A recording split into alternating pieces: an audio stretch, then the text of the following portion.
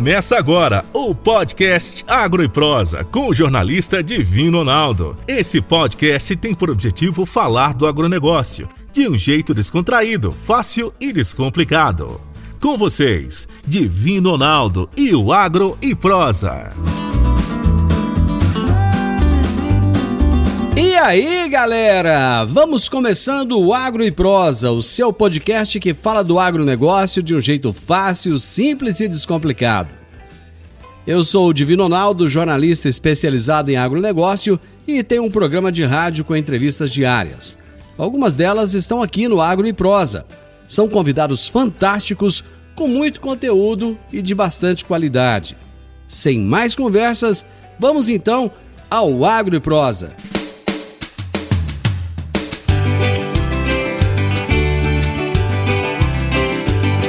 O meu entrevistado de hoje aqui no Morada no Campo é Tiago Carvalho da Silva, engenheiro agrônomo com mestrado e doutorado em zootecnia e é professor da Universidade Federal Rural da Amazônia.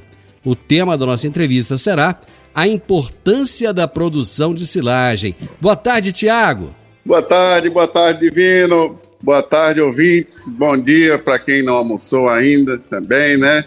É uma satisfação grande estar aqui com você hoje, né, nesse programa. E queria agradecer o seu convite, né, para a gente fazer esse bate-papo sobre silagem. E como você disse aí, a minha formação é sobre agronomia, mas com especialização na parte de zootecnia. Então a gente trabalha aí há mais de 10 anos com a parte de produção de silagem especificamente. E aí a gente tem algumas experiências, algumas histórias para contar, né? Eu sou natural de Itabuna, na Bahia, e hoje eu estou aqui no Pará, Belém, e coordeno um grupo chamado Grupo de Estudos em Ruminantes e Forragicultura da Amazônia, né? Juntamente com outros professores, que é o GERFAM.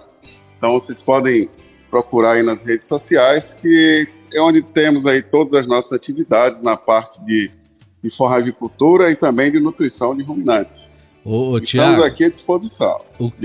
Bom, você, em primeiro lugar, você é engenheiro agrônomo, mas o que te levou a buscar a zootecnia? Muito interessante essa pergunta, Ronaldo. Bom, na universidade que eu graduei, que foi a Universidade Estadual de Santa Cruz, né, não tinha um curso de zootecnia. E eu, na época, tinha muito interesse em cursar agronomia. Dentro do curso, né, no decorrer do curso, eu me interessei pela área de produção animal. Trabalhei com a parte de solos, mas desde a graduação eu comecei a trabalhar com os professores já zootecnistas e que trabalhavam com a parte de nutrição e de forragicultura. Então, dentro da minha graduação, eu já despertei o interesse pela parte de forragicultura, que estava ligada com a parte de solos, de adubação, junto com a parte de produção animal. Daí eu senti a necessidade de me especializar na área, né? Tanto é que eu fiz o mestrado, o doutorado e ainda fiz mais 2 pós-doutorados, tudo na área de zootecnia. Então hoje eu atuo mais, né, na parte zootécnica de fato aí. Lógico que associando sempre todas as áreas, porque elas são afins, né? Mas esse interesse, esse gosto aí surgiu lá desde a graduação, né? Que a gente diria que eu virei a chavezinha assim para essa parte da produção animal que de fato gostava muito. Você chegou a fazer também um curso nos Estados Unidos, na Universidade do Delaware? Sim, eu passei um ano, né, durante o doutorado. Tem aquele período que a gente chama de período sanduíche. Eu fiquei lá na Universidade de Delaware com um dos maiores especialistas em silagem do mundo, que é o professor Lee Kung Jr., né, uma grande referência na nossa área, que já veio aqui ao Brasil várias vezes. E aprendi muita coisa, né? Tive muitas experiências boas lá durante esse ano aí do meu doutorado lá. Bacana. Bom, nós vamos falar sobre a importância da produção de silagem. Eu acho que, inicialmente, seria bem interessante nós começarmos com a definição do que é exatamente a silagem. Certo. Então, silagem, né? A produção de silagem é uma prática muito antiga, né? Uma prática aí que já data desde de 1000 anos, 2000 anos antes de Cristo. Então, existem aí relatos de produção de silagem muito antigos. Silagem nada mais é do que um alimento, né, geralmente de origem vegetal, que ele é preservado, conservado através da fermentação. Então, a silagem é um produto de uma fermentação que faz com que ele seja conservado. Então, em termos aí bem simples, é o que a gente chama de silagem. Aqui no nosso caso, como a gente usa as plantas, né, o milho, o sorgo, os capins e alguns subprodutos, eu teria como silagem aí aquele material que foi cortado e triturado, colocado para fermentar sem oxigênio, né? Que ele precisa ter ausência total de oxigênio, e aí ele vai ser fermentado, e aquilo vai resultar num material estável e conservado. Então, isso que a gente chama de silagem. Tá? Eu tenho algumas lembranças. Essa é a definição. Eu tenho algumas lembranças de silagem do tempo que eu fazia colégio agrícola, lá na década de 80, quando a gente passava o dia inteiro, 40, 50 alunos pisoteando o dia inteiro para montar ali. Isso. Era uma maravilha, você precisa de ver. Diversão, nós fazíamos aqui, né, aula prática, todo mundo caminhando aí, pisando aí. O dia de ensilagem, né, que é o dia da confecção da silagem, é sempre um dia importante, junto todo mundo. Então isso aí faz parte, né, da vida de muita gente, até mesmo quem não é da área, né? Exatamente. Que está escutando aí, que às vezes não tem a formação na área, mas que convive diariamente, que tem contato direto, né? Com o silagem, já usou, já ajudou a fazer. Então é importante. Ô Tiago, a silagem já tem uma importância muito grande, mas ainda é muito comum nós vermos bovinos morrerem no Brasil por falta de alimento. Isso ocorre no país todo, de norte a sul ainda? Olha, Divino, eu vou te falar que eu já rodei um bocado aí, né? Sou da Bahia, morei em Minas, morei aí em Goiás também, né? Conheci a sua região aí, que é muito, muito boa, muito bonita. E eu te digo aí, né, que o povo acha que é só no Nordeste que os animais morrem de fome por causa da seca e etc. Eu te digo que em todas essas regiões que eu já passei, né, inclusive aqui eu estou hoje, eu já vi casos, né, de animais virem a óbito por falta de comida. Seja por uma seca que deu num ano muito severa, seja por algum excesso de chuva, como ocorre aqui no Pará, por exemplo. Então, em diversos locais do país, aí eu digo até aí no Centro-Oeste também, quando eu estava aí em Goiás, aí no entorno de Goiânia, eu já vi animais morrerem de fome por falta de alimento, né?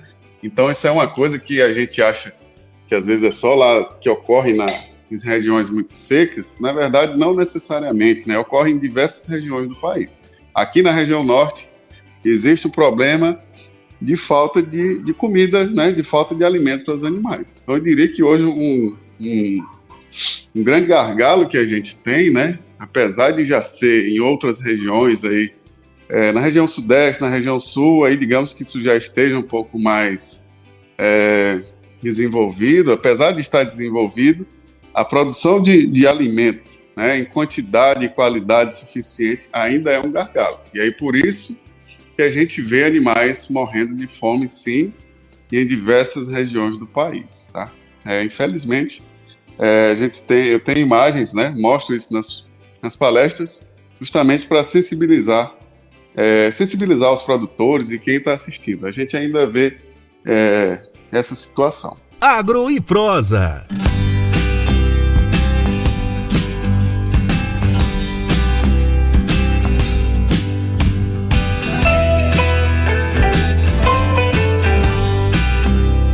Você disse que trabalhou uma época aqui na região de Goiás. Você fazia o que exatamente aqui, Tiago? Sim, Divino. Eu fui...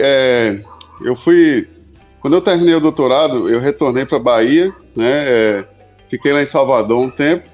E aí, em 2016, eu fiz um concurso para professor da UFG, lá em Goiânia, né? Da Federal de Goiás, aí em Goiânia. E eu fui aprovado, graças a Deus, em 2016. Legal. E aí eu fui docente da cadeira de forragicultura, né, de 2016 até o finalzinho de 2017, quando eu fui redistribuído, né, para Belém. Então eu fiquei aí 1 ano e meio, mais ou menos, trabalhando aí na UFG. Então eu conheci mineiros, conheci a região daí de Rio Verde, conheci lá em Jataí, tive contatos com propriedades, né, fizemos uma série de pesquisas, então foi muito, muito bom, né, e trouxe muito enriquecimento para a bagagem, né, porque eu não conhecia essa região ainda, a ponto de morar. Então conheci o pessoal da Comigo, né? Então, onde o Hamilton trabalha hoje, que é um grande amigo. Manda um abraço para ele, né? Grande Hamilton. Um grande abraço. Grande abraço para o meu amigo Hamilton, pesquisador aí da Comigo, né? Que é uma grande cooperativa. Isso aí tem uma grande importância aí para a região, para o estado, né? Isso é reconhecido. Então, eu tive grandes experiências, excelentes experiências aí, no período que eu estive aí, também fiz grandes amizades com o pessoal da UFG e de outras instituições também, a UFJ, né, que agora virou Federal de Jataí, então foi muito, muito enriquecedor, sabe, essa minha experiência no Goiás. E aí eu vim daí para cá, para o Pará, né, já com as ideias, o leque de experiências mais abertos e aí mais ideias também de coisas para fazer. Muito bom, cara, muito bom. Bom, dentro daquilo que você vinha colocando antes, falta o que na pecuária? Falta gestão, muitas vezes, porque para você deixar um animal morrer de fome, é porque você em algum momento deixou de pensar que o alimento poderia acabar e que ele precisaria de alimento. E isso é falta de gestão, né? Exato. Gestão e planejamento, né? Eu diria que é uma soma dos dois e às vezes o produtor está vendo o animal ali perdendo peso, mas ele não quer vender, ele reluta a desfazer daquele animal num preço menor do que ele comprou e às vezes o animal chega até a morrer de fome, né? Ele chega no caso extremo. Então eu diria que isso aí entra junto com a falta de gestão, Divino, a falta às vezes, de assistência técnica, né? E aí eu sempre falo, aproveito para falar aqui para quem estiver assistindo, né? Aos produtores, aos técnicos, a gente precisa ter assistência técnica, né? Contratar os técnicos, tem muito técnico bom, formado, né? Porque senão não precisava de professor, não precisava de profissional, né? Exatamente. Então, a importância dos técnicos entra aí nesse ponto do planejamento, da gestão. Por que eu falo isso, né? Eu já fui numa propriedade, eu me lembro bem, eu estava no meu último semestre de graduação e o produtor pegou um recurso, né, do banco, financiamento do banco, e ele comprou 30 animais de alto padrão genético e de alto potencial produtivo, mas não tinha água nos piquetes, né, e os pastos não estavam formados e não tinha reserva de alimento. E aí você olha, cara, esse dinheiro, esse recurso não poderia ter sido usado para investir na alimentação do rebanho, né? Antes mesmo de se adquirir os animais, sim, mas o produtor foi lá e comprou logo os animais, né? Alegando, aí tinha as razões lá, que o preço estava melhor, etc. Mas isso entra no planejamento, né? Isso é só um exemplo para a gente falar que o planejamento é o mais importante, Divino, porque se eu tenho uma quantidade de animais, eu tenho que saber quanto tempo, quanto que eu vou precisar de comida, onde que eu vou produzir essa comida, se a área de pastagem que eu tenho ela é suficiente, se eu tenho que produzir algum outro alimento. Então a gestão aí eu acho que entra como o principal fator aí que já compromete tudo, né? Gestão e planejamento. Porque aí muitas vezes não há o planejamento ou há o planejamento errado, digamos assim. O cara faz o planejamento lá meia boca e aí ele também não dá certo, né? Isso acontece também. Ô Tiago, além de garantir a sobrevivência dos animais, existem algumas outras razões para se produzir silagem? Pois durante muito tempo, Divino, a gente sempre falou, né? O pessoal sempre fala nas escolas, nas palestras, a silagem, né, é um alimento conservado para alimentar o rebanho no período de escassez, ou seja, na seca, né, quando não se tem pasto, não se tem capim, né, você fornece silagem para alimentar os animais.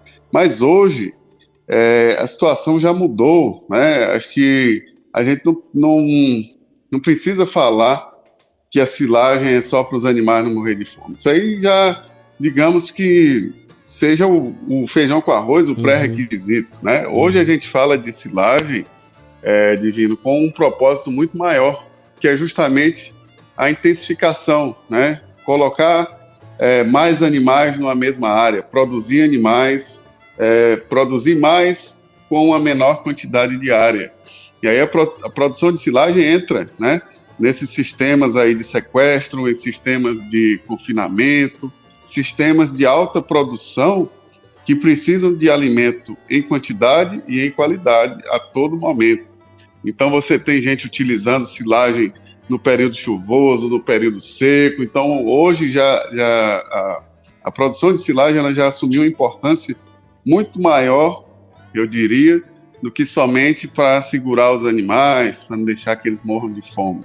Então esse propósito, esse argumento da intensificação, ele vem, né, digamos que seria aí algo mais atualizado, como uma das razões para se produzir silagem, dentre várias outras, né, nos sistemas de integração lavoura-pecuária, que tem muito aí, né, na região de vocês, e outros sistemas que a gente tem, por exemplo, a possibilidade de rotação de culturas, você colhe toda a área de uma forma uniforme, né? Por que eu falo isso? A produção de silagem, ela antes era comparada com o corte diário, né? Você, às vezes, pode cortar o capim todo dia para fornecer os animais. Então, hoje a gente recomenda sempre produzir a silagem, porque você diminui essa mão de obra, elimina essa mão de obra utilizada para cortar o capim diariamente, por exemplo. Então, existe uma série de fatores, mas eu te diria aí que a principal razão hoje mais atual, né, é ter um alimento seguro, aí, bem preservado, em quantidade e em qualidade, pensando na intensificação, no aumento da produtividade por área, né? Então a gente precisa usar melhor as nossas áreas. Isso aí é o principal. Então, dentro desse seu ponto de vista, todo produtor, você acha que tem que fazer silagem, então? Olha, essa é uma pergunta interessante que talvez, Divino, eu não posso falar que todo produtor precisa fazer silagem. Por exemplo, existem várias tecnologias que são utilizadas, né, para manter o suprimento de comida para o animal. Tem gente que faz feno, né, que é a forragem desidratada, tem gente que utiliza feno, tem gente que utiliza o pasto, né, uma reserva de pastagem que ele isola, tira os animais antes do período seco, e aí no período seco ele joga os animais naquela área. Isso é uma outra prática. Então existem diversas práticas, né, diversas opções que são utilizadas para o suprimento dos animais, para fornecer comida. Então, o que é que eu digo? A silagem não exclui e nem elimina, né, as outras opções. Elas podem ser usadas em conjunto. Então, o que é que o produtor tem que saber? Ele tem mais aptidão para produzir feno ou para produzir silagem? Ou para cortar o capim diariamente? Aí isso tem que ser uma análise caso a caso, né? Mas o que todo produtor tem que ter é o planejamento de oferta e de demanda de alimento. E aí ele vai saber que se tem um déficit, né, vai ter um déficit em algum momento, que a gente não tem o capim verde o tempo todo, né? E mesmo onde se tem capim verde o tempo todo, podem haver outros problemas que comprometam o crescimento do capim, e aí você tem que ter um alimento extra. Então esse alimento extra seria a silagem, mas podem ser outros, como eu falei. E aí o cara que não faz isso, ele pode ficar refém de ter que comprar ração e comprar coisa cara depois na mão dos outros, né? Então isso é muito comum hoje. Tem gente fazendo silagem e comida para vender.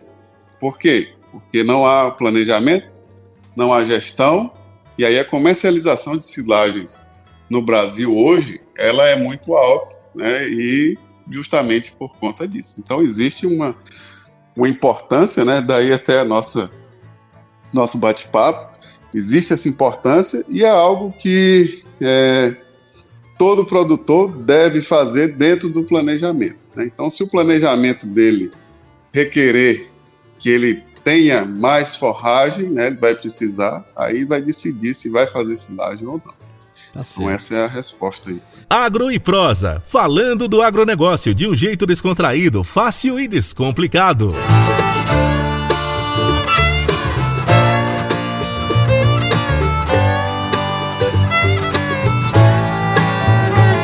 Tiago, quais são os pontos mais importantes para quem pensa em produzir silagem? Olha, pois é, como a gente já falou, né, acho que o ponto principal, Divino, é o planejamento, né? O planejamento forrageiro, que o pessoal chama, a orçamentação forrageira. O produtor precisa saber aonde ele quer chegar, né? O que ele quer produzir, quantos animais ele quer ter, qual a capacidade produtiva, e isso vai estar aliado principalmente à capacidade de investimento também. Existe a capacidade de investimento, como é que está esse quesito. Então, tudo começa por aí. E começa também com uma boa assistência técnica, né? Disponibilidade de maquinário, disponibilidade de área para plantio. Então, esse planejamento, né, ele é importantíssimo. Quantos animais eu vou alimentar, durante quanto tempo. É aí que começa todo o processo de produção de silagem. E isso é bom, né? Geralmente haver um acompanhamento de um técnico, de um profissional, né? Especialista, ou quem tem experiência na área, para fazer essa parte. Então, acho que esse ponto aí é onde começa. E pensar em toda a logística, desde o plantio, a colheita, a construção do silo, até a utilização lá na boca do animal. Então, quando a gente pergunta assim, quais os pontos importantes, a gente fala que são todos. Só que todos, Divino, desde a conta do planejamento aqui, até o colocar na boca do animal. Então, qualquer falha em algum desses pontos, elas podem trazer comprometimentos. Então, por isso que eu falo, se no planejamento aqui já errou, tudo que vem em seguida já vem comprometido por isso, né? Então, talvez esse planejamento aí seja o ponto inicial para se fazer, né? Para se fazer uma boa silagem. Então, saber onde quer chegar e aí escolher e planejar tudo direitinho. Tá? Eu imagino que um ponto crucial também é a escolha da cultura, né, que vai ser utilizada para essa produção de silagem, né?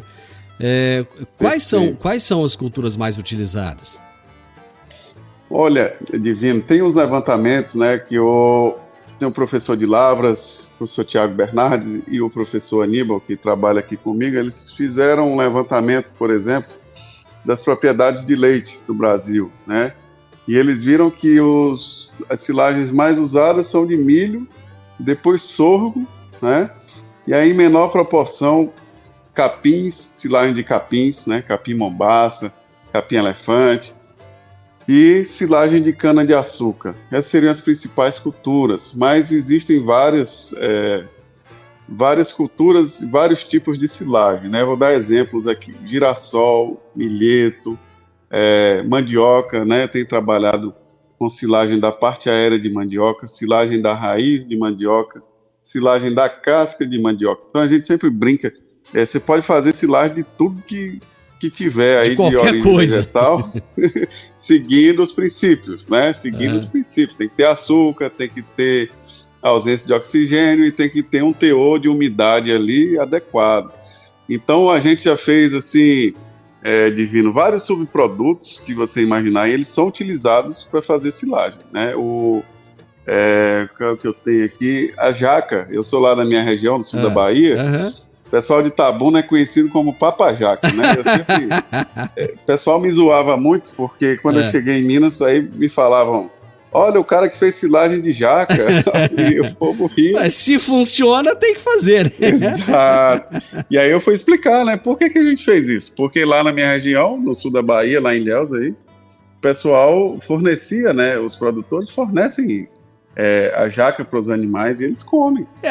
Como o pessoal fornece a palma para o gado, né? Isso, aqui para nós pode parecer uma coisa estranha, mas lá é o que tem, né? Pra fornecer. Exato. E a palma também, Divino, recentemente o pessoal está fazendo silagem dela, né? Inclusive um professor que é amigo meu, o professor Edson Mauro, ele fez silagem de palma. E ela é uma cultura que ninguém diria que poderia fazer silagem, e eles estão fazendo, com os mesmos princípios e a silagem boa. Então ele corta, ela cresce de novo, ele corta e cresce de novo. Então isso é muito bom, né? Então a gente fez com jaca, tem vários subprodutos aí de polpa de frutas, do caju, da laranja. Tudo isso aí já foi feito silagem. Então muita coisa já fez silagem. Mas temos as culturas principais, né? Os capins estão sendo bastante utilizados, né? O próprio capim da pastagem, você pode usar ele para fazer silagem. Então essas são as principais. E aí a escolha, Divina, ela tem que estar relacionada com o sistema de produção. Por exemplo, eu tenho vacas de alta produção, então eu preciso de uma silagem que tenha características mais nutritivas. Então a silagem de milho, eu vou usar uma silagem que é só para fonte de fibra. Então posso fazer uma silagem de capim, uma silagem de cana, e assim vai, né? Isso vai influenciar em uma série de fatores. Então a escolha dessa cultura vai depender de quê? De adaptação, né, da cultura àquela região, ao solo, às condições climáticas e ao animal que vai comer. Então eu sempre falo, o seu cliente final, o nosso cliente final aqui pensando na produção de silagem, é o boi, é a vaca, é o cavalo que vai comer aquela silagem. Então eu tenho que pensar nele, né, e nas características desse animal. É um garrote, é uma vaca seca, esse animal é quem vai também determinar muito sobre a escolha da cultura. E aí hoje a gente está vivenciando um modismo muito grande. Hoje não, né, Divino? Sempre tem moda, sempre tem. O capim milagroso, né? E aí o povo vai, sempre tem um capim da moda. E aí todo mundo quer fazer silagem de milho, a gente fala, cara, em área que chove menos, planta sorgo. E aí tem gente que não gosta não, eu quero milho. O milho não vai dar bom. Planta capim, aí chega um capim, agora tem um capim, não sei se você já ouviu falar, que é o BRS Capiaçu. Isso. Capiaçu é um capim gigante, enorme, produz muito. Aí onde é que entra ele? Todo mundo está plantando esse capim. Não sabe nem se ele presta naquela região, não sabe nem como é que colhe, como é que vai dar, mas todo mundo está plantando aquilo de olho fechado, como se fosse a salvação da lavoura. Falei, calma, gente, calma, né? Não use isso como critério de escolha. Eu acho que muita gente olha a altura, sabe? Fala, isso aqui vai dar uma quantidade enorme de volumoso, então é esse que eu vou usar. Isso, e a gente sempre fala, eu falo aí, né? Digamos, como agente especialista da área de forragicultura, nesse quesito aí, Divino, chega a partir de um ponto que tamanho não é mais documento. Então, de 4 metros de altura, aquilo tá só o pau, né? Só a fibra. O gado vai refugar isso. Você fala, rapaz, a gente tem que pensar e pesar nas coisas, né? Mas existe finalidade. Eu posso colher um capim daquele, se eu quiser manter mesmo os animais vivos, né? Põe bastante massa, mas o povo quer ver a quantidade, igual você falou, né? O povo quer encher os olhos. Não, hoje a gente já sabe que aquele capim mais velho, ele tem muita fibra, então talvez ele não vai ser tão aproveitado. Isso depende do animal que vai comer. Então a gente fala, é muito complexo, né? Não tem uma receita de bolo e, tipo assim, não é ruim às vezes, a depender da situação, eu ter esse capim muito alto, mas às vezes eu preciso dele num ponto melhor. Então aí é onde entra as pesquisas, onde entra a assistência técnica, né? Então esses pontos são importantes para a escolha da cultura, né? Mas infelizmente a gente vê aí um capim, uma espécie vira moda e aí todo mundo compra e nem sabe para que serve e vai, né? Isso acontece. Ô Thiago, quando a entrevista é boa, o tempo passa tão rápido que a gente nem vê. Eu sei que o assunto não acabou, a gente tem muito para conversar, mas acabou o tempo. Mas não tem problema não, porque aí eu já sei que eu vou ter que programar outra entrevista com você muito em breve para a gente dar continuidade nesse bate-papo. Eu te agradeço imensamente por ter aceitado o meu convite, muito obrigado e com certeza em breve eu vou precisar de você aqui de volta. Obrigado, viu? Pode demais, Divino. Eu que agradeço. Eu estou à disposição aí para outros bate-papos e também nas nossas redes sociais do GEFAM. Podem ficar à vontade e pode me chamar aí que a gente conversa mais aí. Você ouviu o podcast Agro e Prosa. Se gostou, compartilhe, recomende e nos siga nas diferentes plataformas de podcast.